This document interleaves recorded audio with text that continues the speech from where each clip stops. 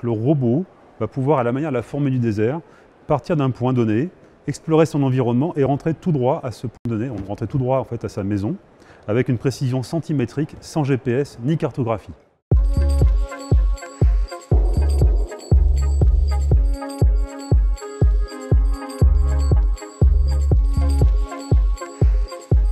Ce robot a besoin de mesurer la distance qu'il parcourt et a besoin aussi d'estimer son cap, comme le fait la fourmi du désert. La fourmi peut estimer sa distance qu'elle parcourt en comptant ses foulées et aussi en regardant la vitesse de défilement du sol, donc estimer sa vitesse quand elle avance par rapport au sol.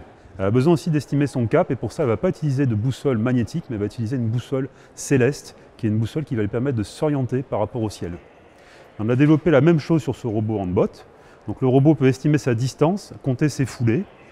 Il a un capteur ici qui regarde en direction du sol pour estimer sa vitesse par rapport au sol. Et il a aussi une boussole céleste ici, qui a 2 petits pixels qui regardent en direction du ciel. Dans l'ultraviolet, ça nous permet de voir à travers les nuages. Et ce robot va pouvoir estimer son cap par rapport au ciel, et non pas par rapport au nord magnétique.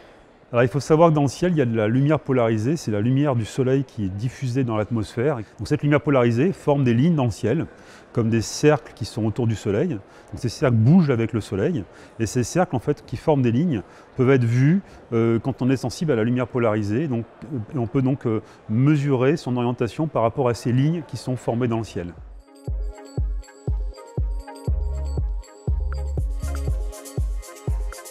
Le signal GPS n'est pas toujours disponible pour naviguer. Il y a plein d'endroits où le signal GPS n'est pas, on ne peut pas l'utiliser parce qu'il disparaît par exemple entre des immeubles, dans des canyons urbains par exemple, ou dans une forêt sous des feuilles. Le signal est très perturbé. Donc on ne peut pas compter toujours sur le GPS pour se localiser. C'est pour ça qu'il est intéressant d'aller explorer d'autres stratégies de navigation qui n'utilisent pas de GPS. Et là, la nature nous offre des solutions possibles, puisque la fourmi du désert peut s'en passer.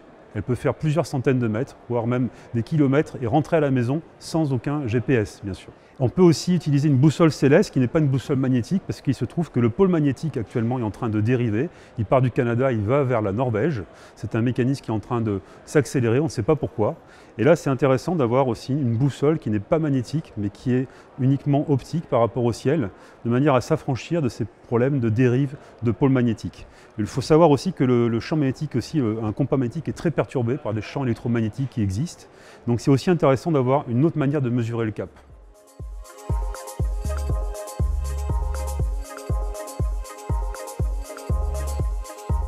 On est en train de travailler maintenant avec le constructeur automobile PSA pour développer une boussole qu'on va vouloir intégrer à bord d'un véhicule de manière à compléter la mesure du cap magnétique par une mesure de cap par rapport au ciel.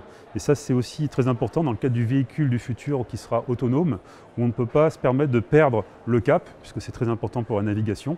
Et donc ce type de capteur, donc par rapport au ciel, permet de rajouter de la robustesse pour estimer le cap du véhicule.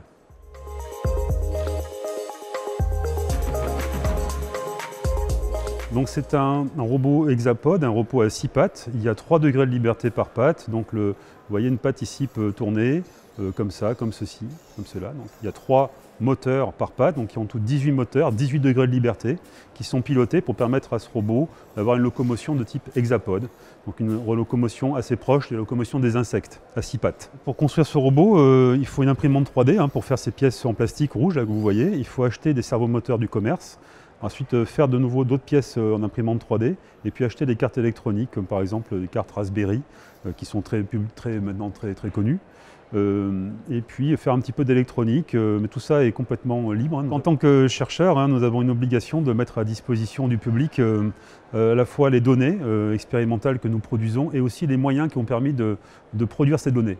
Donc pour ça, c'est très important pour nous, nous avons mis en open access, donc libre d'accès, tous les plans qui permettent de faire ce robot et tous les logiciels qui sont mis à bord, qui fonctionnent à bord de ce robot pour le rendre autonome.